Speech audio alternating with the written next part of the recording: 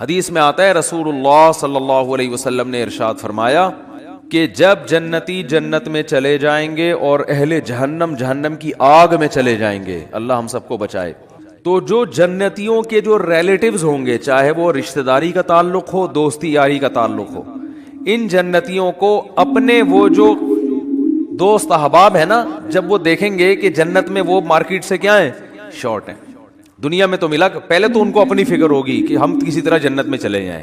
شروع میں تو حالت یہ ہوگی یوم یفر المرء من اخیہ وامہ وابیہ وصاحبتہ وبنیہ، وہ دن جس دن انسان اپنے باپ سے دور بھاگے گا، اپنی ماں سے دور بھاگے گا۔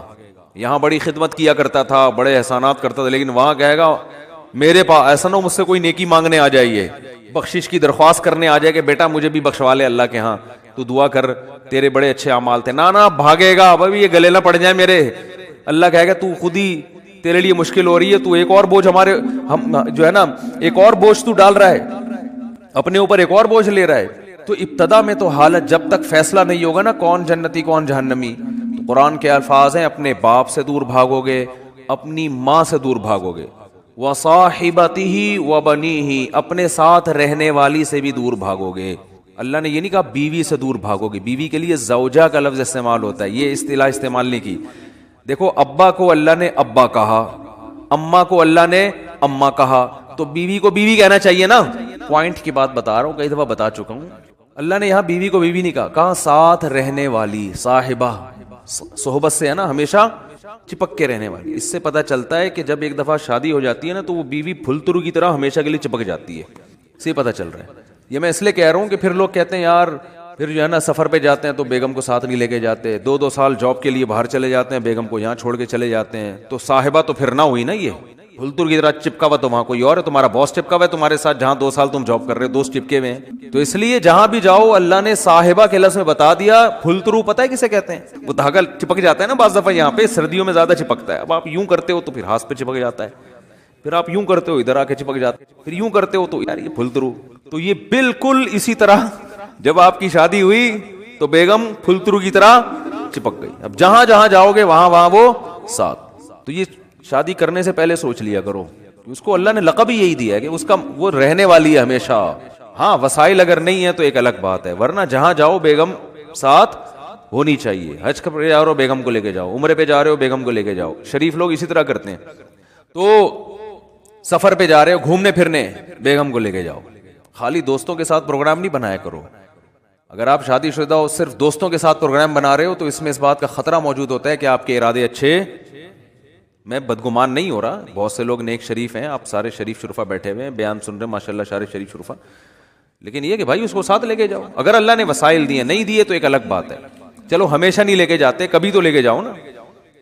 تو اور جہاں جاب کر رہے ہو وہاں اس کو ساتھ رکھو، سمجھتے ہو، وہاں ساتھ رکھو اس کو۔ تو اللہ نے فرمایا جس کے ساتھ ہمیشہ رہا کرتے تھے اس سے بھی آج دور بھاگو گے۔ بولو گے بھائی مفتی صاحب کا بیان دنیا کے لیے تھا، بیگم یہاں میرے قریب نہ، ٹھیک ہے نا، یہاں نہ، اللہ کا واسطہ بخش دے یہاں پہ۔ کیوں؟ نفسی نفسی، مجھے اپنی فکر ہے کہ میرا ہوگا کیا۔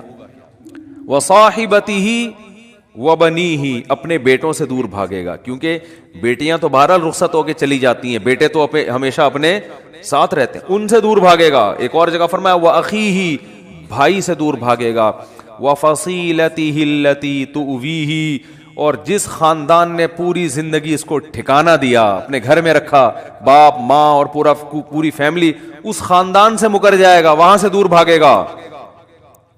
تو شروع میں تو یہ حالت ہوگی کہ میرا بنے گا کیا، بس یہ فکر، لیکن جب پتہ چل جائے گا بھائی تیرا اعمال نامہ دائیں ہاتھ میں دیا جا رہا ہے، جب اعمال نامہ دیا جائے گا نا، فَأَمَّا مَنْ أُوتِيَ كِتَابَهُ بِيَمِينِهِ، جس کے دائیں ہاتھ میں دیا جائے گا، بالکل ایسے کاؤنٹنگ ہوگی، بلکہ تولا جائے گا نیکیوں کو۔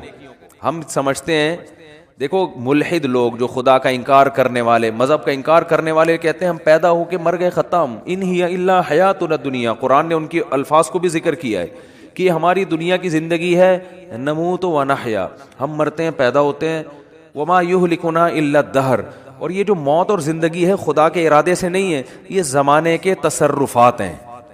زمانہ ہے جو مارتا بھی ہے. ایک آدمی ٹرک کے نیچے آ کے مر گیا تو اس لیے تھوڑی اللہ نے مارا ہے, تو ٹرک کے نیچے آیا ہے نا, تو جو بھی چیز ٹرک کے نیچے آئے گی وہ تو مرے گی. وہ یہ بات کرتے ہیں. بہت مشکل ہے بھائی دیکھو ایگزامینیشن ہال میں اگر آپ بیٹھے ہوئے ہو تو ٹائم ختم ہوتا ہے, آپ کو کمرے سے باہر نکالا جاتا ہے کیونکہ اب امتحان کا ٹائم کیا ہو گیا, ختم. ایک باقاعدہ ارادے کے تحت ایک کام ہوتا ہے نا, تو اس سے پتہ چلتا ہے یہ ایگزامینیشن ہال ہے, بعد میں رزلٹ اناؤنس ہوگا. لیکن آپ بیٹھے ہوئے ایک دم دھماکہ ہوا اور پوری ایگزامینیشن ہال کی دیواریں اڑ گئی اور آپ دھڑ دھڑ دھڑ جا کے باہر آ کے گرے, تو آپ کہو گے نکالا نہیں گیا, خود بخود نکلے ہم. کسی ارادے کے تحت نکالا نہیں گیا ہے. یہ تو ویسے ایک اتفاق ہو گیا کہ دھماکہ ہو گیا, چھتی غائب ہو گئی تو ہم نکل گئے, خود ہی میدان ہی بن گیا. یہ تو ملحد یہی بات کرتا ہے کہ یار یہ کوئی ارادے کے تحت تھوڑی ہمیں دنیا میں نہ لایا جاتا ہے ارادے کے ساتھ اور نہ نکالا جاتا ہے. دنیا میں آنا بھی ایک اتفاقی حادثہ ہے, ایک سائنٹیفک حقیقت ہے, اور دنیا سے نکلنا بھی کیا ہے, ایک سائنٹیفک حقیقت ہے. کوئی جا رہا ہوتا ہے باہر, ٹرک والا آیا کچل کے چلا گیا تو کوئی حساب کتاب نہیں, وہ ٹرک نے کچل دیا تو مر گئے, ختم, اور مر کے مٹی ہو گئے, ختم. اب اس مٹی میں پودے اگاؤ, آپ اس کو کھاد کے طور پہ استعمال کرو, بس.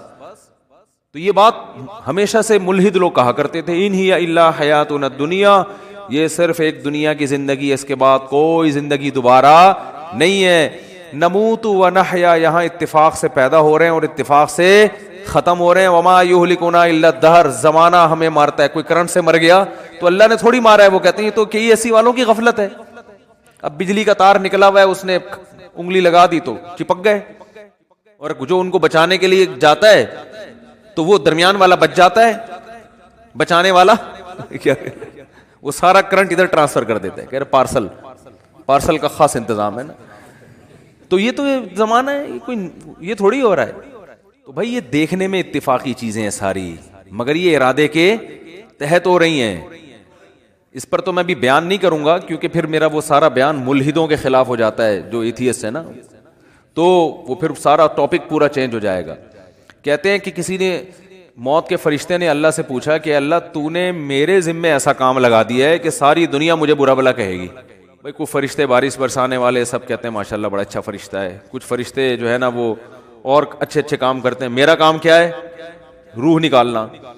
تو اللہ میرا تو نے کام ایسا لگایا ہے, یہ ایسی کتابوں میں لکھا ہے, کوئی مستند ہے یا نہیں ہے مجھے نہیں پتا, لیکن اس کا جو مضمون ہے نا وہ بالکل ٹھیک ہے کہ اللہ میرے ذمہ کام ایسا لگا بندوں کو مارنا. تو جب بھی میرا نام آئے گا پبلک کے سامنے, لوگوں کے اچھے جذبات نہیں ہوں گے. موت کا فرشتہ ہے بھائی, ایک دم سن کے غصہ آتا ہے نا, تو ہے کیوں کہتے ہیں نا لوگ, جب بھی آئے گا موت کا فرشتہ تو کوئی دوستی لگانا چاہے گا اس سے. دیکھو یہاں ہمیں پتہ چل جائے یہ فرشتہ ہے جو بادلوں کو دھکیلتا ہے, ہواؤں کو چلاتا ہے.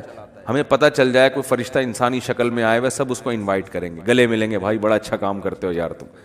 لیکن پتہ چل جائے یہاں موت کا فرشتہ بیٹھا ہوا ہے, تو موت کے فرشتے نے کہا اللہ تو نے میرے ذمہ ایسا کام لگا دیا. تو کہتے ہیں اللہ میاں نے فرمایا کہ دیکھ تیرے ذمہ کام تو لگایا لیکن بلی تیرے اوپر نہیں آئے گی, بلی ٹرک والے پہ آئے گی.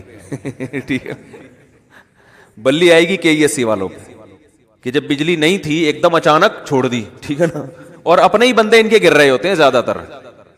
جو بجلی کا کام کرنے اوپر چڑھا ہوا ہوتا ہے نا, زیادہ تر بیچارہ وہی گر رہا ہوتا ہے. تو جو اپنے ملازمین کو نہ بچا سکے میرے بھائی, وہ تمہیں کہاں سے بچائیں گے. تو اللہ نے فرمایا کہ اس طریقے سے لوگوں کو موت دوں گا, کوئی نہ کوئی اس کا ظاہری سبب ہوگا, وہ سبب ہوگا, لوگ اس سبب کی طرف نسبت کریں گے. یہ کرونا سے مرا ہے, لوگ یہ تھوڑی دیکھیں کہ کرونا لانے والا کون ہے, اللہ ہے. اللہ کو اختیارات ہیں, وہ آج ایک بیماری ختم ہوئی ہے کل دوسری لے آئے, کل پرسوں تیسری لے. آپ ویکسین بناتے رہو, کس نے منع کیا ہے آپ کو؟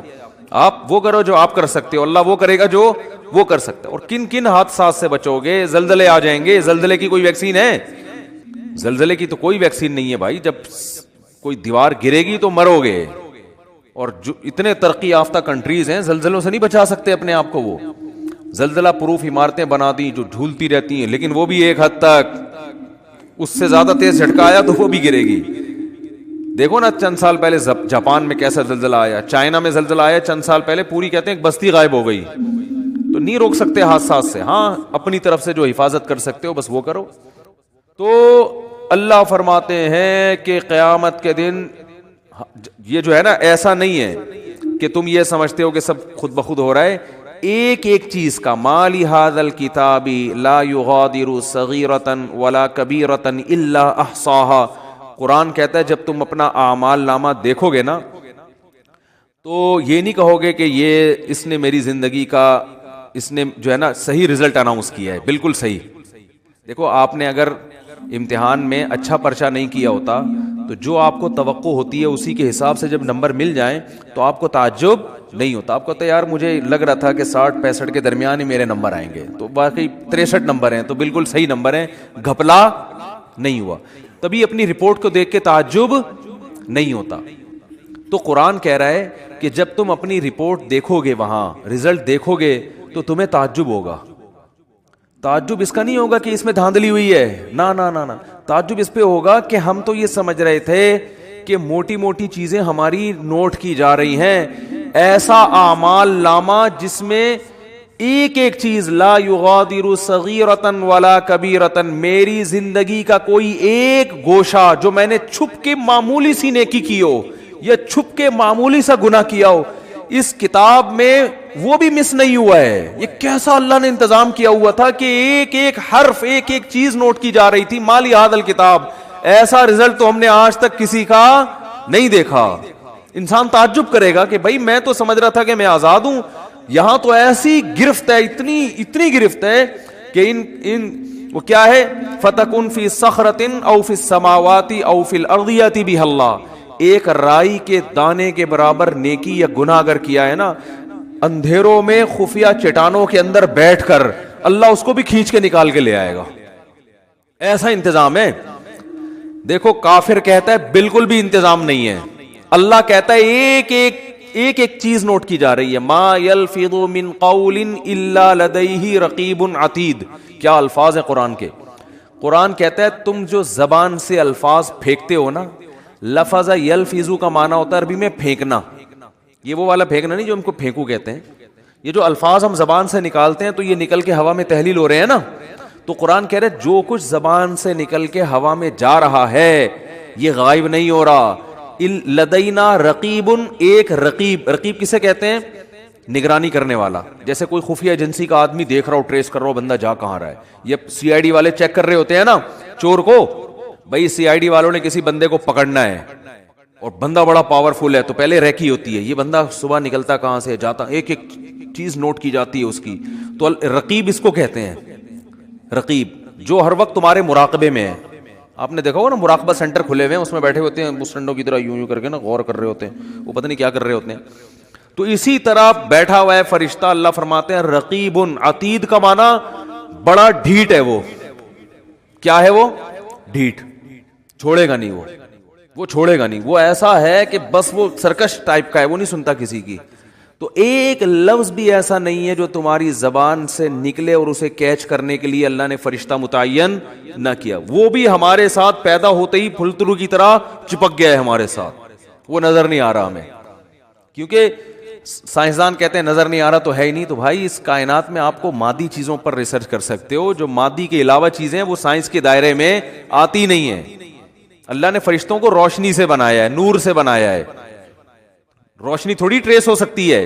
اگر روشنی کی ماہیت کو چینج کر دیا جائے، اسے کچھ بنا دیا جائے، پھر تھوڑی پتہ چلے گا انسان کو. تو وہ روشنی نور کے بنے ہوئے فرشتے ہیں. اللہ فرماتے ہیں ایسے ڈھیٹ اور ایسے رقیب ہیں کہ تمہاری زبان سے ایک حرف بھی نہیں نکلتا جس کو وہ محفوظ نہ کر رہے ہوں. وہ سیو ہو رہا ہے سب کچھ. تو قرآن میں کہتا ہے قیامت کے دن انسان کہے گا ما لی ھذا الکتاب. یہاں تک قرآن نے کہا یعلم خائنۃ الاعین، آنکھوں کی خیانت بھی کیا ہو رہی ہے؟ نوٹ.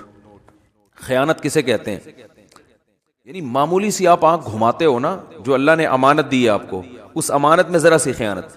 گلی سے انٹی کی انٹری ہوئی، انٹی نے جانا ادھر ہے، آپ باتیں کر رہے ہو مفتی صاحب سے اور مفتی صاحب سنا، ایک دم آپ کو خیال وہ انٹی گزری ہیں.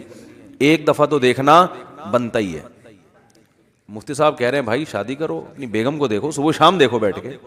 نہیں جی. تو آپ نے کہا یار ہم کون سا کوئی معاذ اللہ زنا کرتے ہیں، ہم کون سا کوئی برائی کرتے ہیں، ہم تو بس ایک دفعہ دیکھنے میں کیا جا رہا ہے. ایسے باتوں میں گھما گھما کے نا یوں کر کے ایک دفعہ گھما لیا. لوگ کرتے ہیں نا اس طریقے سے، یار اپنا بھی ضمیر مطمئن رہتا ہے اس طرح سے دیکھنے میں نا. اپنے آپ کو بھی لوگ مطمئن کر رہے ہوتے ہیں کہ ہم کو برے تھوڑی، ہم تو وہ اصل میں اچانک ایک شور سا ہوا تھا، ہم نے کہا چلو دیکھ لیں. حالانکہ پتہ ہے، ایسے بھی میں نیک لوگوں کو جانتا ہوں، نوجوانوں کو، ینگ ہیں بالکل، ان کو پتہ چل جائے نا گلی سے کسی انٹی کی انٹری ہو رہی ہے، اندازہ ہو جائے، بس ان کی گردن جھک جاتی ہے. آپ کسی کا باپ بھی ان کی گردن نہیں اٹھوا سکتے. ان کو ان کی بلا سے، بھائی وہ کہہ رہے ہیں اللہ نے اس کو ہمارے لیے بنایا ہی نہیں ہے. جب بنایا ہی نہیں ہے تو ایک چیز ہمارے لیے ہے ہی نہیں نا. تو جب ہے ہی نہیں تو آپ کیا کرنا ہے؟ اس کو دیکھ کے حسرت کے علاوہ کچھ بھی حاصل نہیں ہوگا. جو اللہ نے آپ کے لیے بنائی ہے وہ آپ کے گھر میں بیٹھی ہوئی ہے، جو نہیں بنائی ہے اس کو دیکھ رہے ہو آپ. تو یہ بد نظری ہے بھی، حماقت بھی ہے، یاد رکھو، اس لیے کہ اس میں دل کے جلنے کے علاوہ کچھ بھی حاصل نہیں ہوتا. اب مثال کے طور پر انٹی اگر بدصورت تھی، وہ آپ نے دیکھ لی، گناہ لازم آ گیا بلا وجہ کا. دیکھ کے ہی آپ بولو گے یار میں سمجھ رہا تھا دیکھنا چاہیے، تو غلط ہوگا. گناہ اللہ نے بولو لکھ لیا کہ جب تجھے پتا تھا انٹی ہے، تیرے دیکھنے کی چیز نہیں ہے، تیرے دیکھنے کی جو ہے تیرے گھر میں بیٹھی ہوئی ہے، بس اسی کو دیکھ جا کے، تو نظر کیوں نہیں جھکائی تم نے؟ گناہ لکھ لیا گیا. اور اگر دیکھ کے آپ کو اچھی لگی تو یہ تھوڑی کہ جو چیز آپ کو اچھی لگ رہی ہے آپ اس کے پیچھے پیچھے چلے جاؤ گھر تک، ملے گی تھوڑی، ایسے تھوڑی ملتی ہیں کس لوگوں کو انٹیاں. تو ملتی نہیں ہے، کچھ بھی نہیں ہوتا، سوائے دل میں کیا پیدا ہوگی؟ ایک جلن، اور اپنی والی سے کے بارے میں ناشکری پیدا ہو جائے گی کہ یار یہ والی مل جاتی، وہ جو بیٹھی ہوئی ہے نا پھلترو کی طرح، جس کو مفتی صاحب نے کہا چپک گئی، واقعی پھلترو کی طرح ہی چپکی ہوئی ہے وہ، اس کو کسی طرح دائیں بائیں ہو جائے، وہ مر جائے اللہ کرے. اس طرح ہوتا ہے نا. ایک صاحب میرے پاس آئے، مجھے کہنے لگے، ابھی چند دن پہلے کی بات ہے، ناراض نہیں ہوں گے اس لیے کہ آپ کو کیا پتا کن کی بات کر رہا ہوں. کہہ رہے ہیں وہ میرے ابا نے، میری والدہ کا انتقال ہو گیا تو انہوں نے دوسری شادی کی، پھر تو کہہ رہے ہیں ہم کو بھی خیال آیا کہ ہم نے بھی دوسری کی. تو ابا نے کہا ابے میری تو مر گئی تھی تو میں نے کی ہے، تو کیوں کر رہا ہے؟ تو کہتے ہیں میں نے کہا ابا میرا تو قصور نہیں ہے نا، وہ مر ہی نہیں رہی. مجھے اس طرح سنا رہے ابا وہ آپ میرا تو قصور نہیں ہے. خیر یہ الفاظ ان کے غلط تھے، میں اپریشیٹ نہیں کرتا ان کو. بیگم کو یہ کہنا کہ مر کیوں نہیں رہی یہ نہیں سوچنا چاہیے. لیکن ایک نارملی میں ایک بات کر رہا ہوں کہ جب آپ رنگ برنگی دنیا میں 10 قسم کی چیزیں دیکھو گے تو اپنی والی کے بارے میں احساس کمتری کا شکار ہوگے، اس سے محبت میں کمی آئے گی، محبت میں کمی آئے گی تو آپ کو خود ہی گھر کا سکون آپ کا برباد ہوگا. حکیم اختر صاحب رحمہ اللہ تعالی بڑی پیاری بات فرمایا کرتے تھے کہ جو نظر کی حفاظت کرتا ہے اس کو پتا ہے بھائی لے دے کے میرے پاس تو میری بیوی کے علاوہ کوئی آپشن نہیں ہے، تو اس کی پھر وہ قدر کرتا ہے، اس کے دل میں اس کے لیے محبت کے جذبات پیدا ہوتے ہیں، محبت کرتا ہے پھر وہ اس سے. میں اکثر واقعہ سناتا ہوں نا ایک گاؤں کے سفر کا. ہم ایک کوئٹہ کے چمن کے قریب ایک گاؤں ہے، وہاں ہم سفر کر کے آ رہے تھے. میں پہلے ہم لوگ دورے کرنے جاتے تھے نا، 2 مہینے کے دورے ہوتے تھے، عربی گرامر کے، اس طرح کے ابھی بھی ہوتے ہیں. تو میری عمر میرا خیال 22-23 سال ہوگی اس وقت. تو ہم دورہ کرنے گیا ہوا تھا، ہمارے ایک استاذ بھی تھے، کلاس فیلو تھے، استاذ تو نہیں تھے، تو وہ بھی ہمارے ساتھ 2 مہینے. جب سفر سے ہم واپس آ رہے ہیں نا، ان کے پاس تھی یہ ریوو یا ویگو تو نہیں ہوا کرتی تھی، ویگو ٹائپ کی بڑی گاڑی تھی. ہم بیٹھے ہیں، وہ اسپیڈ سے بھاگے چلا یار. لڑکوں نے کہا کیا ہو گیا بھائی، ان کو ذرا تمیز سے چلا لو یار. اتنی اسپیڈ سے وہ بندہ گھر جا رہا ہے نا کہ ہم نے کہا یہ ہمیں کہیں اور نہ پہنچا دے. پتا چلا انکوائری کہ بھائی یہ شادی شدہ آدمی ہے، ان کو بیگم بہت زیادہ یاد آ رہی ہے. تو ان کی اسپیڈ کیا ہو گئی ہے ڈبل. کہ یار میں کیوں؟ نظر کی حفاظت. جب انسان نظر کی حفاظت کرتا ہے اور حرام نہیں دیکھتا تو اس کو اپنی بیگم پھر بہت زیادہ یاد آتی ہے. سمجھ رہے ہو نا؟ اور آج 2 سال، سب کی بات نہیں کر رہا بھائی، آپ کسی سے بدگمان نہ ہو، 2 سال کے بعد بھی گھر مرجھائے آ رہے ہوتے ہیں. جا رہے ہیں، اب کیا کریں، جانا تو ہے نا. نادرا میں تو وہی ڈالی ہوئی ہے نا، وہی والی بیوی ڈالی ہوئی ہے نادرا، رجسٹریشن تو اسی کی ہوئی ہوئی ہے، قانوناً تو وہی ہے. جا رہے ہیں، اسپیڈ سلو ہوتی چلی. گھر کے باہر آئے گا، بیل تھوڑی دیر سوچنے کے بعد بجائے گا. بجاؤ نا، کیونکہ اندر سے وہی نکلے گی. آپ نے دفتروں میں اتنی دیکھ لی ہیں حسینائیں لیلائیں، اتنی عورتوں سے گپ شپ، فون پہ بات، اور کیا کچھ رنگینیاں دنیا میں دیکھ لی آپ نے. اب تو باہر جانے کی بھی ضرورت نہیں ہے نا، یہیں دفتروں میں رنگینیاں گورنمنٹ نے انتظام کیا ہوا ہے، بالکل کو ایجوکیشن سسٹم ہے، اور ٹیچر اتنی فیمیل لڑکیوں کو پڑھا رہے ہیں جب وہ جوان جوان کنواری لڑکیوں کو ٹیچر دیکھے گا، میل ٹیچر یونیورسٹیوں میں، تو اس کو اپنی 40 سالہ اچھی لگے گی؟ بتاؤ نا. وہ تو صبح شام اب 20 لڑکیاں بیٹھی ہوئی ہیں، 20 میں کوئی تو ایسی ہوگی نا جو ایک بہت زیادہ اس کے من کو بھا جائے. صحیح ہے نا، بہت زیادہ بھا جائے، کوئی تو ہوگی نا. وہی ایک اس کے دل میں فاسد برے خیالات لانے کے لیے اور بیوی کی محبت نکالنے کے لیے وہ ایک بھی کافی. میں شریف آدمیوں کی بات کر رہا ہوں جو صرف یعنی کوئی دوستیاں نہیں لگاتے. اور اگر ان میں دوستیاں لگانے والے بھی ہو گئے، جو کہ زیادہ تر لوگ پھر تعلقات بھی رکھتے ہیں، دوستیاں لگانے والے بھی ہو گئے، پھر تو گھر کا بیڑا غرق ہو رہا ہے. یونیورسٹیوں میں گرل فرینڈ بوائے فرینڈ کا سسٹم آپ دیکھو، دوستیاں بھی لگا رہے ہیں، باتیں بھی کر رہے ہیں، وہ بھی ہنس ہنس کے باتیں، یہاں سے بھی ہنس ہنس کے باتیں. بیگم تھوڑی 24 گھنٹے اس طرح سے ہنس کے بات کرے گی بھائی. وہ اب تو ایک ریئل لائف میں آپ داخل ہو چکے ہیں نا. ریئل لائف تو ایسی تھوڑی ہوتی ہے ہر وقت یوں بیٹھ کے مسکرا کے تھک گئے یار اب بیگم ادھر جا کے سو، مجھے یہاں سونے دو. ٹھیک ہے نا، ہر وقت تھوڑی ہوتی ہے. تو ریئل لائف میں نہیں ہوتا. لیکن وہ گرل فرینڈ ہے، اس کو آپ بیلنس ڈال کے دے رہے ہو، وہ آپ کی شاگرد ہے، آپ پروفیسر ہو، وہ آپ کی پرسنالٹی سے متاثر ہے، آپ اس کے حسن و جمال سے متاثر. تو ان چیزوں نے ہمارے گھروں کا سکون برباد. اور ان چیزوں پہ جب میں بات کرتا ہوں سب سے زیادہ مخالفت خواتین کرتی ہیں، حالانکہ آپ کے حقوق کی بات کر رہے ہیں. خواتین کہتی ہیں یہ مولوی لوگ چاہتے ہیں عورتوں کو پردوں میں جھونپڑیوں میں بند کر دیا جائے، ان پہ اتنے بڑے بڑے لفافے ڈال دیے جائیں، ان کے اوپر رضائیاں کمبل ڈال کے ان کو چھپا دیا جائے تو ہم تو آزاد ہیں. تو ٹھیک ہے آپ آزاد ہو جاؤ، لیکن جب آپ کی شادی ہوگی نا تو پھر میاں بھی آزاد ہوگا. پھر میاں بھی کیا ہوگا؟ آزاد. پھر وہ آنکھ مٹکے کرے تو ٹینشن نہ لیا کرو. پھر بولو کہ بھائی ٹھیک ہے آنکھ مٹکا کرنا اس کا بھی رائٹ ہے، کیونکہ اتنی لڑکیاں جب وہ نیم برہنہ ہو کے آتی ہیں تو اس لیے تو آ کے آتی ہیں، مرد دیکھیں ان کو.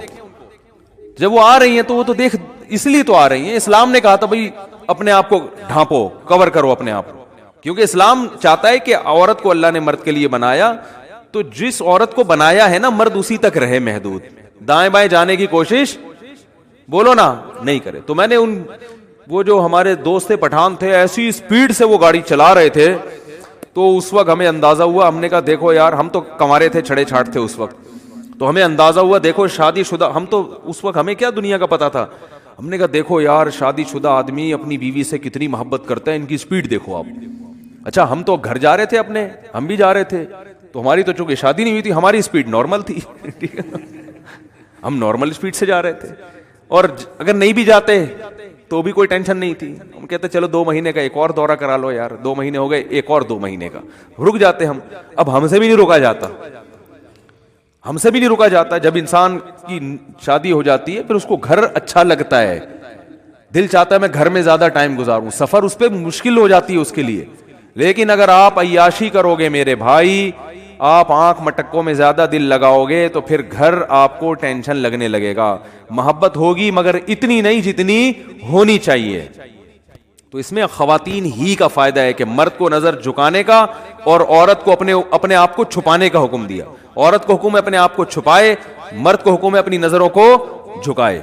تو اس میں عورت کا فائدہ ہے. اور اگر اس کے برعکس چلیں گے تو مردوں کا فائدہ ہے، دنیاوی عیاشی بڑھے گی، مرد کو رنگیاں رلیاں دیکھنے کو نظر آئیں گی، اس کی موج مستیاں ہیں، وہ نہ بیوی سے دل لگائے گا اور بار بھی 10 لڑکیوں سے تعلقات بدل بدل کے دوستیاں لگائے گا. وہ ابھی کسی نے کلپ بھیجا، چھوڑو پھر وہ ادھر ہی بات چلی جائے گی.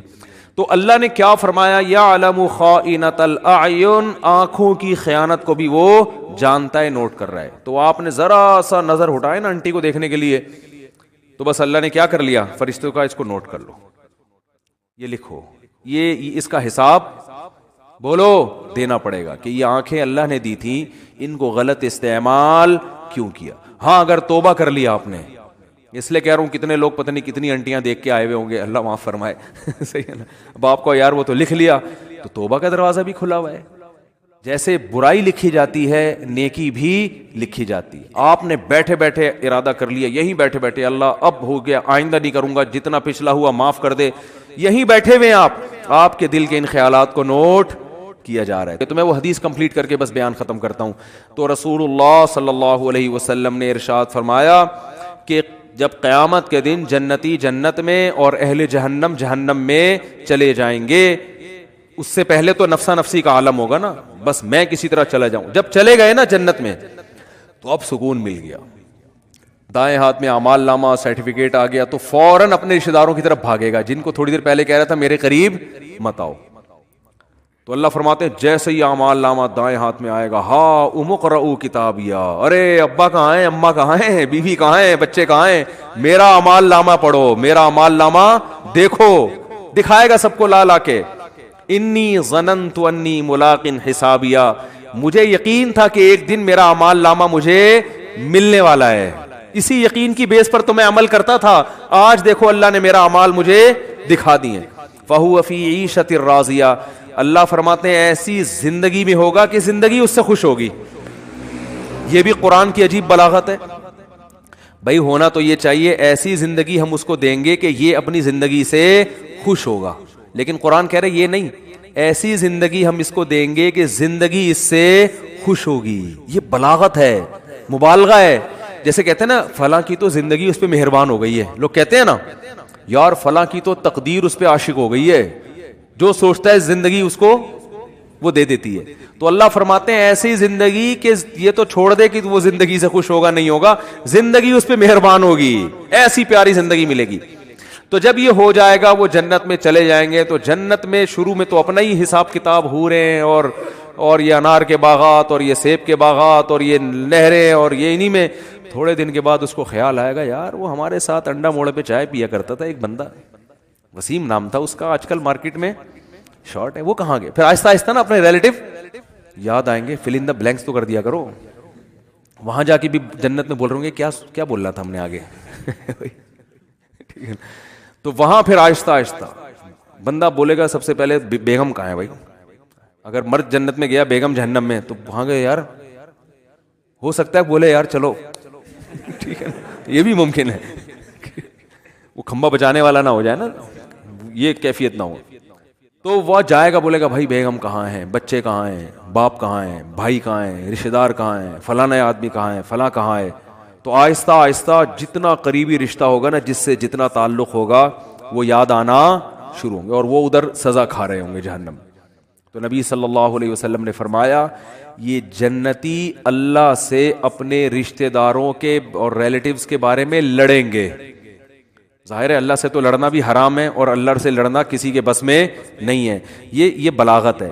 کیا مطلب اتنی اللہ سے دعا مانگیں گے، اتنا پیچھے پڑیں گے جیسے کوئی لڑ رہا ہوتا ہے. جیسے قرآن میں آتا ہے نا یجادلونا فی قوم لوط، ابراہیم علیہ السلام کو جب پتہ چلا کہ لوط علیہ السلام کی قوم تباہ ہونے والی ہے، فرشتے جا رہے ہیں، تو اللہ کہتے ہیں ابراہیم ہم سے جھگڑا کرنے لگے کہ بھائی قوم لوط کو ہلاک مت کرو، کیونکہ ابراہیم نرم دل تھے تو جھگڑا کرنے لگے. اللہ سے جھگڑنا تو کفر ہے نا. تو یہ قرآن کے بلاغت ہوتی ہے، یعنی ایسی دعائیں مانگنے لگے جیسے ہم سے لڑ رہے ہوں. جیسے کوئی فقیر چپک جائے نا آپ کے ساتھ، او بھائی 5 روپے دے دے 5 روپے دے دے، آپ کہیں لڑ کیوں رہا ہے یار، کہتے ہیں نا لڑ کیوں رہا ہے. اور جان چھڑانے کے لیے بعض دفعہ اس کو پیسے دے دیے جاتے ہیں، پتہ ہے مستحق نہیں ہے لیکن یار جیسے چپک ہی گیا پھلترو کی طرح پھلترو لفظ یاد رکھو، صحیح ہے نا ٹھیک ہے. تو اللہ نے یہ قرآن کے الفاظ ہیں نا، ایسے الفاظ قرآن بلاغت ہے. یہ تو حدیث میں آتا ہے کہ اللہ سے جھگڑا کرنا شروع کر دیں گے، یعنی اتنا زیادہ مانگیں گے گویا کہ جھگڑ. یاد آئیں گے یار ہمارا دوست تھا وہ جہنم میں آگ میں، تو اللہ تعالیٰ ان کے لیے، ہاں وہ جو اصل میں حدیث سنا رہا تھا نا، تو اتنی لمبی تمہید ہو گئی، وہ کہیں گے اللہ سے جا کے اے اللہ بہت سے ایسے ہمارے دوست احباب رشتہ دار تھے یصلون معنا ویصومون معنا، جو ہمارے ساتھ نمازیں پڑھا کرتے تھے، رمضان کے روزے رکھا کرتے تھے، مگر آج وہ ہمیں جنت میں نظر نہیں آ رہے. اس سے کیا پتہ چلتا ہے وہ بھی یہ بتائیں گے کہ وہ مسلم تھے، کیونکہ یہ کافر کے بارے میں تھوڑی خیال آئے گا ان کو. ہائے ہائے کیسے سمجھائیں یار. یہ کافروں کے بہت، کافر کا تو پتہ ہے کہ دنیا میں اللہ نے مغفرت پہ پابندی لگائی ہوئی ہے، تو آخرت میں کہاں سے ہوگی. کافر کا تو دیکھ رہے ہیں اللہ ابراہیم علیہ السلام اپنے باپ کو نہیں بخشوا سکیں گے، تو ہم کون سا ابراہیم علیہ السلام سے آگے نکل گئے کیا. تو یہ اپنے مسلم ریلیٹیوز کے بارے میں، تو ان کا اسلام ثابت کرنے کے لیے اللہ کے سامنے حوالہ کیا دیں گے، اے اللہ وہ نماز بھی پابندی سے پڑھا کرتے تھے، رمضان کے روزے بھی رکھتے تھے، مسلم ہیں، لیکن آج ہمیں نظر نہیں آ رہے.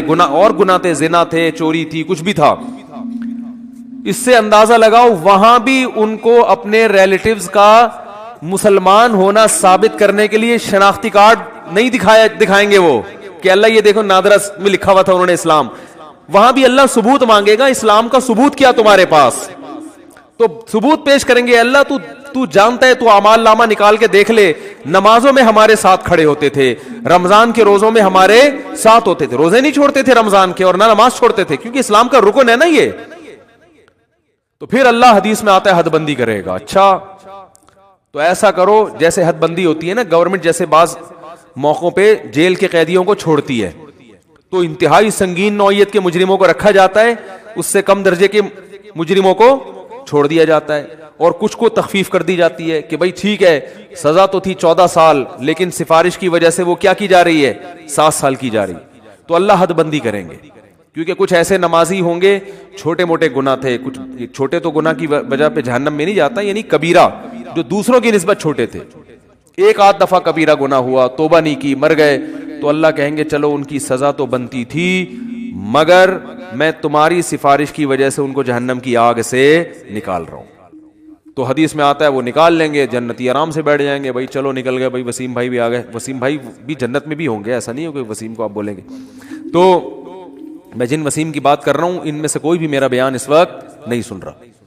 تو جنتی نکالنے کے بعد پھر کہیں گے, پھر تھوڑا عرصہ گزر جائے گا, پھر خیال آئے گا بھائی وہ تو اپنا دوست تھا یار, اس کو بھی تو نکالنا ہے بھائی. پھر حدیث میں آتا ہے نبی صلی اللہ علیہ وسلم فرماتے ہیں اللہ سے آ کے سفارش کریں گے. پھر حدیث کے ظاہری الفاظ یہی ہیں, اللہ سے کیا کہیں گے, ہمارے ساتھ نماز پڑھا کرتے تھے اور ہمارے ساتھ روزہ رکھا کرتے تھے. تو بے نمازی کا تو تذکرہ آ ہی نہیں رہا کہ جنت میں جائے گا. سمجھ میں آ رہی ہے بات؟ بے نمازی کا تو کہیں تذکرہ ہی نہیں آ رہا کہ بھئی اپنا اسلام تو ثابت کرو. تو حدیث میں آتا ہے کہ پھر اللہ تعالیٰ اور پھر حد بندی کریں گے, اور پھر کہیں گے چلو بھائی بے نمازی کا بھی آئے گا, بالکل اینڈ میں آئے گا وہ. یعنی یہ بھی یاد رکھیں گے اپنے نمازیوں کو کہ اللہ وہ تو مسلمان تھے, ہم ان کی گواہی دیتے ہیں اسلام کی. بالآخر یہ نکالتے نکالتے ختم. پھر نبی صلی اللہ علیہ وسلم نے فرمایا کہ نبی صلی اللہ علیہ وسلم سفارش کریں گے, کیونکہ آپ کے تو ریلیٹیو محدود ہیں نا, کسی کے 10 ہیں, کسی کے 15 ہیں, سب نکل گئے بھائی. اس سے کہیں اس میں نہ آئے کہ چلو ہمارے فلاں نے ہم کو نکال دیں گے, لیکن جائیں گے بھی تو سزا بھی تو کھائیں گے بھائی. وہ تھوڑے دن کی تھوڑی ہے, وہ تو تھوڑی سزا بھی بہت ہے. تو سفارش تو ہوگی, شفاعت بھی ہوگی, یقینا برحق اہل سنت والجماعت کا عقیدہ ہے کہ شفاعت ہوگی. جہنم میں جس کو جتنی سزا اس کی بنتی ہوگی نا, کافر کے علاوہ کسی کو بھی پوری سزا ملے گی نہیں. جیسے دنیا کا قانون ہوتا ہے نا, اتنے سال قید با مشقت, وہ ریٹرن میں کچھ اور ہوتا ہے, پریکٹیکلی کچھ اور ہوتا ہے. تو ریٹرن میں تو اللہ کے ہاں لکھا ہوا ہے کہ زانی اتنے سال جہنم میں جلے گا, قاتل اتنے سال جہنم میں جلے گا, فلاں اتنے سال, لیکن یہ ریٹرن میں اصل سزا وہی ہے. لیکن پریکٹیکلی کیا ہوگا کہ سفارشوں کی بیس پہ سزائیں کم ہوتی چلی جائیں گی. بھئی اس کے اتنے سال تھے, اتنے کم ہو گئے, اتنے سال تھے, اتنے کم ہو گئے. تو نبی صلی اللہ علیہ وسلم نے فرمایا, یہ بھی حدیث میں کمپلیٹ کر دیتا ہوں, اگرچہ یہ موضوع کا حصہ جتنا تھا وہ میں نے بیان کر دیا, لیکن بڑی دلچسپ حدیث ہے. آپ صلی اللہ علیہ وسلم نے فرمایا پھر نبی کا رشتہ امتیوں سے کس کا ہے, امتی ہونے کا. آپ صلی اللہ علیہ وسلم پھر اپنی امت کو نکالیں گے, وہ بھی اللہ حد بندی کرے گا کہ اتنے اس لیول کے لوگوں کو جن کے گناہ اس نوعیت کے تھے ان کو آپ کی سفارش سے نکالا جائے گا. یہاں تک کہ آپ صلی اللہ علیہ وسلم نے فرمایا کہ میں بھی سفارش ختم کر دوں گا, جتنے لوگوں کو نکالنا تھا. تو اللہ کہے گا کہ کوئی ہے مزید سفارش کرنے والا, آواز آئے گی بھئی اب کوئی بھی نہیں ہے. اللہ کیا کیا پیارے الفاظ ہیں یار حدیث کے. اللہ فرمائیں گے هل يبقى الا الرحمن, جو رحمان ہے سب سے زیادہ رحم کرنے والا وہ تو ابھی باقی ہے. یعنی تمہیں اگر ترس آ رہا ہے, کوئی تمہارا ماموں ہے, کوئی تمہارا چاچا ہے, کوئی تمہارا باپ ہے, تم ان رشتوں کی بیس پر, اور نبی ترس کھا رہے ہیں کہ میری امت ہے, تو اللہ فرمائیں گے میں تو رحمان ہوں اور یہ میری مخلوق ہے, میں تو رحمان ہوں نا, تو رحمان کیسے چھوڑ دے گا, وہ نہیں کہ وہ اپنی مرضی سے نہیں نکالے گا. تو نبی صلی اللہ علیہ وسلم نے فرمایا کہ اللہ تعالیٰ اعلان کریں گے کہ جس نے آدم سے لے کے آخری انسان جو قیامت تک آئے گا نا, کوئی بھی ایسا انسان جس نے کبھی کوئی نیکی نہ کی ہو, کچھ بھی اس کے اعمال میں خیر, صرف میری توحید پر ایمان رکھتا تھا, وہ صرف میری مانتا تھا میرا کوئی خدا ہے اور کیا ہے اکیلا, بس اتنا اقرار کیا ہو زبان سے, صرف دل میں مانتا تو فرعون بھی تھا, فرعون بھی مانتا تھا کہ ایک خدا ہے, زبان سے اقرار کیا ہو پوری زندگی میں ایک دفعہ. من کان فی قلبہ مثقال حبۃ من خردل من ایمان, ایمان کا ایک معمولی سا رائے کی دانے کے برابر ذرہ بھی ہو, اور اس ذرے کی وجہ سے کبھی زندگی میں خیر نہ کی ہو, ساری زندگی اس کی بدعمالیوں سے بھری ہوئی ہے, لیکن ایک نیکی ہے, تو اس کو بھی نکال کے لے آؤ. تو حدیث میں آتا ہے اتنے خلقت نکلے گی نا, بڑے بڑے دنیا میں بدماش پیدا ہوئے ہیں بھائی, ساری زندگی قتل و غارت میں گزری, ساری زندگی برائیوں میں گزری. ہاں, اور یہ بھی آتا ہے حدیث میں کہ یہ اللہ اس وقت کریں گے یہ کام, ایک تو اللہ کہیں گے حل یبقى الا الرحمن, کہ رحمان باقی ہے. دوسرا اس وقت کہ جو کافر ہے نا وہ اہل ایمان کو تانا دے گا کہ یار ہم بھی برے تھے تم بھی برے, صحیح ہے نا, ہم غیر مسلم تھے اور تم اپنے آپ کو کیا کہتے تھے, تم ایک خدا کے کو مانتے تھے, تو تمہارے ایمان نے تمہیں کوئی فائدہ نہیں پہنچایا. ہمیں تم دنیا میں کہتے تھے اسلام قبول کرو, ایمان لے کر آؤ, تو بھائی انجام تو تمہارا بھی وہی ہے جو ہمارا ہے. تو قرآن کے حدیث میں آتا ہے اللہ تعالیٰ اس وقت جس کے دل میں بھی رائی کے دانے کے برابر بھی ایمان ہوگا نا, اللہ کہے گا میں اپنے ماننے والوں کو نہ ماننے والوں کے ساتھ نہیں رکھ سکتا. غیرت کا مسئلہ ہے. تبھی لوگ کہتے ہیں نا غیر مسلم اتنے نیک اچھے اچھے اعمال کر رہے ہوتے ہیں, وہ جہنم میں کیوں جائیں گے. او بھائی غیرت کا مسئلہ ہوتا ہے. آپ کی فرض کرو 2 بیویاں ہیں, ایک بہت خدمت گزار ہے لیکن وہ کہتی ہے کہ بھائی میں آپ کی بیوی بھی ہوں, اور وہ جو فلاں جو ہے نا سبکتگین, ایسا نام نہ لو کہ وسیم ستار کو غصہ آ جائے نا, بہت مشکل سا نام کوئی بتاؤ, سبکتگین بھی نام ہوتا ہے نا کیونکہ یہ غیرت والا مثال ہے. سبکتگین نہیں بھائی, کچھ بھی بتا لو یار, ہیں ابے کوئی ایسا مشکل سا نام بتاؤ دنیا میں کسی کا ہوتا ہی نہیں ہے. ABCD صحیح ہے نا. وہ آپ کی 2 بیویاں تھیں, ایک اکڑ والی مانتی نہیں ہے بات کو, چائے کا بولو نہیں پکا کے لائے گی, آپ بولو بھائی کھانا پکاؤ نہیں پکائے گی, ہر وقت بس زبانی بد کلامی. لیکن جب اس سے پوچھا آپ کے میاں کون ہیں, بھائی یہ میرے میاں ہیں بس, ٹھیک ہے میں نہیں مانتی, ان کی ایک نہیں مانتی, لیکن ہے یہ میرے میاں, مجھے ماننا چاہیے ان کی, مجھے ان کا احترام کرنا چاہیے, لیکن مجھ سے ہوتا نہیں ہے, کچھ اوپر سے فالٹ چلا رہا ہے, ہمارے خاندانی مسئلہ یہ آپس کی بات ہے ہماری, لیکن ہے بھائی میرا میاں, اس کے علاوہ میں کسی اور سے محبت نہیں کر سکتی. میاں والی جو محبت ہے وہ اسی سے ہوگی. دوسری بڑی فرما بردار ہے, او بھائی جب چائے کا بولا بٹن دباؤ چائے آ رہی ہے, ایئر ہوسٹس والے اخلاق رکھے ہوئے, اس نے ٹریننگ وہاں سے لی ہوئی ہے, اس کی والدہ نہیں سکھائے اس کو یہ آداب تمیز. لیکن وہ آفس میں بھی آپ کے کسی دوست سے بھی اس کے سلام دعا بہت اچھی ہنس ہنس کے بات کرتی ہے. آپ جب کہتے ہیں بیگم مجھے بڑی غیرت آتی ہے, تو کہتے ہیں کیا ہو گیا, براڈ مائنڈڈ بنو, اگر تم سے میں محبت کر سکتی ہوں تو میرا پرانا بوائے فرینڈ ہے وہ, مجھے اس سے بھی وہی عشق ہے جو تم سے, بلکہ اسے تھوڑا زیادہ ہے, اتفاق سے شادی تم سے ہو گئی میری, چاہتی تو میں تھی وہاں ہو, لیکن اب ہو گئی ہے, مجبوری میں گزارا کر رہی ہوں, نادرا میں سرٹیفکیٹ بن گیا, اب پھر دوبارہ سے 4-5 ہزار روپے کا خرچہ آئے گا, وہیں رہنے دو, کاغذ میں رہنے دو, لیکن ویسے مجھے محبت اس سے ہے. رکھو گے غیرت اگر ہوگی تو ہے. بولا کہ بھائی وہ جو ہے نا جو ایک ذرا بھی خدمت نہیں کرتی, کم از کم مجھے اطمینان ہے کہ صرف کس کو مانتی ہے, شوہر مجھے مانتی, اور یہ تو یہ اتنی وفادار ہے نا, تو وفادار تو میں گھر میں کوئی ماسی لا کے رکھ لوں گا, بٹن دباؤ اس سے زیادہ کام کرے گی, ماسیاں زیادہ کام کر لیتی ہیں نا. کیا ہو گیا بھائی, ماسی کو تو پوچھا لگانے کا بولو پوچھا لگائے گی, بیگم کو بولو پوچھا لگانے, تو کہے گی میں کیا پوچھا لگانے کے لیے آئی ہوئی یہاں پہ, اس لیے مجھ سے شادی کی تھی پوچھے لگوانے کے لیے, وہ تانا دے گی آ کر, ماسی تھوڑی تانا دے گی. تو بیوی کی ڈیفینیشن میں سب سے پہلے یہ کہ وہ آپ کے علاوہ کسی اور کو شوہر نہ مانتی ہو, باقی محبت کرے کسی سے, ابا سے باپ والی, بھائیوں سے بھائی والی, لیکن جو شوہر سے جس طرح کی محبت کی جاتی ہے, عشق کیا جاتا ہے, وہ صرف میاں ہی ہے.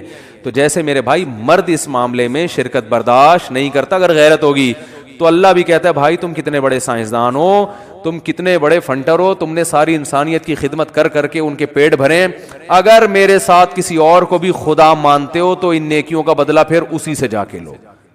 میں تو آج جو میرے اپنے تھے ان کو اپنے غیروں سے ممتاز اور جدا کروں گا, چاہے غیر کتنے بظاہر اچھے ہوں اور میرے اپنے کتنے نالائق کیوں نہ ہوں. اس لیے ایمان اور توحید سے بڑی کوئی نعمت نہیں ہے. مسلمان کتنا ہی گناہگار ہو, اس کائنات کو جو چلانے والا, بنانے والا, جنت جہنم پیدا کرنے والا, اس کو مانتا ہے کہ اللہ ہوں میں تیرا, بے شک نالائق ہوں, بے شک نافرمان ہوں. تبھی یاد رکھو اپنے ایمان پہ سمجھوتا نہ کرو. جو لوگ یورپ جاتے ہیں, امریکہ جاتے ہیں, میں ان سے خاص طور پہ کہتا ہوں یار تم اگر یاشی میں لگ بھی رہے ہو, خدا کے بندو اپنے آپ کو مسلم تو کہا کرو, کم از کم برائی کو برائی تو سمجھو, اللہ توبہ کی توفیق دے دے, میں غلط کر رہا ہوں, یہ اعتراف تو کرو اللہ کے سامنے. جیسے ایک نالائق باپ, نالائق اولاد اپنے باپ کے سامنے اعتراف تو کرتی ہے یار ہم ابا کے حقوق ادا نہیں کر سکے. کتنے لوگ ہیں والدین جب دنیا سے جاتے ہیں, اولاد رو رہی ہوتی ہے یار ابا کی ہم خدمت نہیں کر سکے یار، اب کوئی تلافی ہو سکتی ہے، تو نالائق اولاد تھی نا، لیکن ابا کو ابا تو مانا نا اس نے. تو یاد رکھو جو اللہ کو اللہ ہی نہیں مانتا، یہ اللہ کے ساتھ شریک کرتا ہے، اس کے سارے اعمال قرآن کہتا ہے راک کے ڈھیر ہیں، جیسے پھونک لگاؤ سارے اعمال اڑ گئے، پورا پہاڑ اڑ جائے گا نا، پھونک دیکھنے میں بہت ہے، اللہ فرماتے ہیں ایسا ہی ہوگا. تو نبی صلی اللہ علیہ وسلم نے فرمایا سب سے جو رائی کے دانے کے برابر بھی توحید کا قائل تھا نا، اس کو بھی اللہ نکال لے گا. تو اس لیے جہنم میں صرف وہی رہے گا جو مشرک ہے، جو کفر پہ مرا، جو قرآن کا اللہ کے رسولوں کا انکار کرتا ہے. اس کے علاوہ جو بھی ایمان کی حالت میں جائے گا بالآخر ایک نہ ایک دن وہ نکلے گا. تو اس لیے میرے بھائی جو میں اصل حدیث سنا رہا تھا کہ جہاں بھی ایمان اور اسلام کی بات آئی ہے قرآن و سنت میں، وہاں نماز لازمی ساتھ میں چپکی ہوئی ہے. تو اس لیے آپ کو نماز تو پڑھنی ہی پڑھنی ہے، اس میں تو نو کا آپشن ہے ہی نہیں. یہ ثابت کرنے کے لیے ہم کیا ہیں؟ مسلم ہیں، مرد کو بھی عورت کو بھی. اور یہ صرف بر صغیر میں ہے، اتنی ملیشیا میں ہم نے دیکھا وہاں مسجدیں بھری ہوتی ہیں، سب نماز پڑھتے ہیں، خواتین بھی پڑھتی ہیں ساری، اسکارف لٹکے ہوئے ہوتے ہیں وہاں، بے شک وہ اس کا جاب کر رہی ہے ہوٹل میں، کچھ بھی کر رہی ہے، نماز کے ٹائم پہ عورت بھی آئے گی مسجد میں اسکارف پہنے گی، پھر وہیں اسکارف نکال کے بھی چلی جاتی ہیں. ٹھیک ہے نا، جیسے ہمارے ٹوپیاں رکھی ہوئی ہوتی ہیں نا ایسے. افغانستان میں سب نماز پڑھتے ہیں، سعودی عرب میں سب نماز پڑھتے ہیں، دبئی میں عرب کے کیسے کیسے عیاش ہیں، نماز کے ٹائم پہ سارے ایسے لگے گا جیسے ان سے بڑا نیک دنیا میں کوئی ہے ہی نہیں. بادشاہ نماز پڑھتے ہیں، وزیر نماز پڑھتے ہیں. ہمارے یہاں ایک بہت بڑی لعنت ہے کہ ہوگا مسلمان اور اپنے آپ کو مسلمان بھی کہتا ہے، نماز کے وقت میں غائب. تو اس لیے امام احمد ابن حنبل جو بہت بڑے مجتہد ہیں، ان کا یہ فتویٰ ہے کہ ایک نماز بھی جو جان بوجھ کر چھوڑ دے گا اسلام سے خارج ہو جائے گا. اگرچہ جمہور کا یہ فتویٰ ہے کہ خارج نہیں ہوتا، کفر کے قریب ہو جاتا ہے وہ، لیکن امام احمد بن حنبل کی کوئی کم حیثیت تو نہیں ہے نا. سعودی عرب میں انہی کو فالو کیا جاتا ہے. شیخ بن باز، شیخ صالح العثیمین سعودیہ کے مفتی اعظم رہے ہیں، ان کا فتویٰ اب تک چلا یہی آ رہا ہے کہ ایک آدمی اگر فجر کی نماز کے لیے الارم نہیں لگاتا، اس نے صبح 8 بجے آفس جانا ہے، رات کو سویا صبح 8 بجے کا الارم لگا کے، تو یعنی اس نے پکا ارادہ کیا ہوا ہے کہ میں نے فجر میں نہیں اٹھ رہا. ایک تو ہوتا ہے نا آنکھ کھلی نہیں، ارادہ تو تھا نہیں کھلی آنکھ، پکا ارادہ کیا ہوا ہے. انہوں نے کہا یہ اسی وقت مرتد ہو جائے گا، کیونکہ اس نے پکا ارادہ کر لیا نماز کے قضا کرنے کا، پکا ارادہ. وہ یہاں تک ان کا فتویٰ ہے کہ مرتد ہو جائے گا اس کو اگر توبہ نہیں کرتا اور توبہ کا اعلان نہیں کرتا باقاعدہ،